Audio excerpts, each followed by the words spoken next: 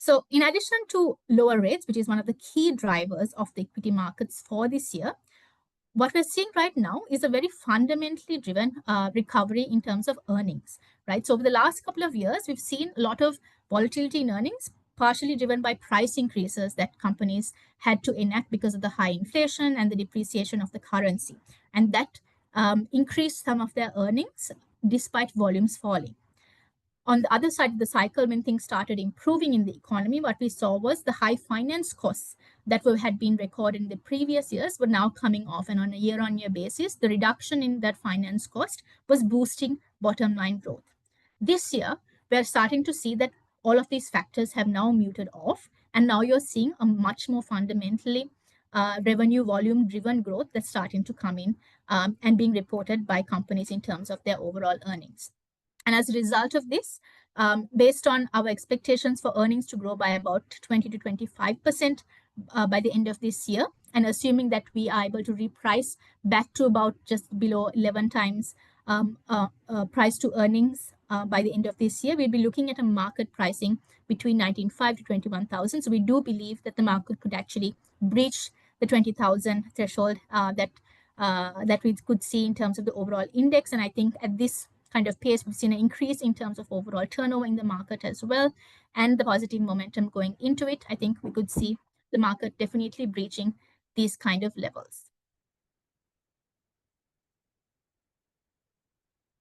Speaking a little bit more in terms of the overall corporate earnings. So as I mentioned, corporate earnings in the first quarter of this year has grown by about 52% on a year-on-year basis, right? So typically third quarter and fourth quarter tend to be the third quarter financial year and fourth quarter financial year tend to be slightly better quarters in terms of seasonality, right? We see a lot more tourism inflows, consumer demand is a lot higher. But even with all of that, we've seen that this quarter has quite outperformed quite a bit. So a couple of the reasons that we've broken down this first quarter's corporate earnings, you see about 25% of that coming from the banks increasing their earnings, right? And this is quite interesting because what you've seen is that banks' net interest margins have been falling, and rightly so because interest rates have been coming off. But what you're seeing is that a lot of the banks are starting to take reversals in terms of the impairment losses that they had provided for previously. And this is boosting earnings as well. Some of the banks, of course, have been able to maintain to some extent some of their NIM reductions, but not all of them. But the largest boost we're seeing in terms of the overall sector is really the fact that a lot of them are recording these reversals in terms of the overall impairments, which has helped their earnings in the last quarter. So this might taper off some of the banks. For example, Sampath Bank has already reversed about more than 14 billion in terms of their loan loss impairments.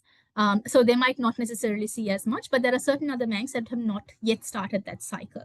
And as repayment cycles start to improve, as the economy gets better and borrowers start paying back their loans as well, we'll see more banks starting to record these impairment reversals, although they will continue to remain prudent in terms of the overall loan growth. So this has helped corporate earnings in the first quarter as well.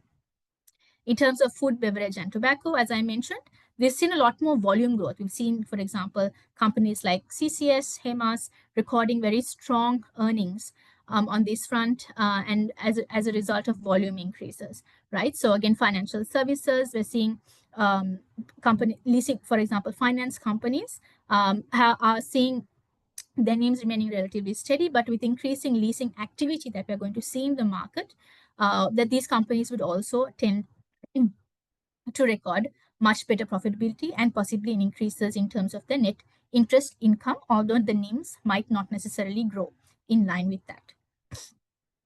So even in terms of capital goods, materials, consumer services, all of these segments, you're seeing a lot more positivity coming in. Even in terms of materials, something interesting to note is that our exchange rate view is that the currency will be between 305 to 310. And if you look at that, that is not a major depreciation this year compared to what companies have gone through before, right? So you're not expecting too much input cost pressure. And that is keeping material prices a lot more stable.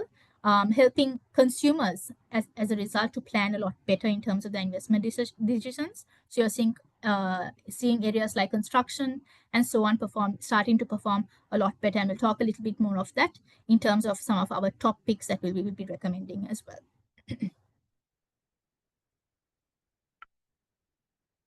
If you're looking at economic indicators, right? So if we're talking about companies recording much more positive corporate earnings growth, and you look at indicators beyond just GDP growth and so on, you look at PMI, we're looking at actual high frequency indicators that we're tracking right now. We're seeing credit card activity increasing. A lot of the banks also mentioned that the net fee and commission incomes have been much stronger because credit activity has been much stronger.